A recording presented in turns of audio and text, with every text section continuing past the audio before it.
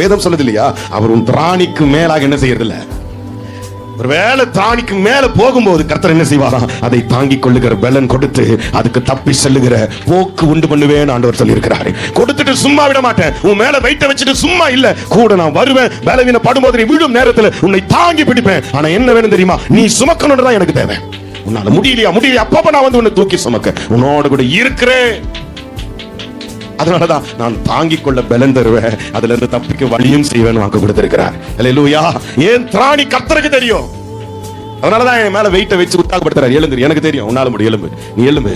சூரிய செடிகளை படுத்து இருக்கிறியா, நீ எலும்பு, எனக்கு தெரியும் உன்னால என்னெல்லாம் செய்ய முடியும்னு தெரியும். இதுவரை என்ன செஞ்சிருக்கிறேன்னு தெரியும், இனிமேல் என்ன செய்ய போறேன்னு எனக்கு தெரியும். நீ படுக்காத, எலும்பு, சோர்ந்து போகாது, எழும்பு. உனக்கு என்ன தேவை அந்த பலனை நான் கொடுக்கிறேன். கர்த்தர் கொடுத்தார், ஆகாரத்தை புசிக்க வச்சார். 40 நாட்கள் ஒண்ணுமே இல்லாம எல்லா சூழ்நிலையும் கடந்து போய் தேவன் சொன்ன காரியங்களை செய்வதற்கு கர்த்தர் பலன் கொடுப்பாரானா விசுவாசிங்க. எனக்கும் அந்த பலனை கர்த்தர் கொடுப்பார். இன்னைக்கு நான் கூட சோர்ந்து போய் இருக்கிறேன், நான் கூட சூரிய செடி கீழே இருக்கிறேன், போதும் ஆண்டவரேன்னு சொல்றேன், என்னை எடுத்துக்கோங்கன்னு சொல்றேன். ஆனா நம்புறேன் கர்த்தர் பலன் தருவாரானால் எழும்பி என்ன நடக்க பண்ணுவார், அது யாரும் செய்யாத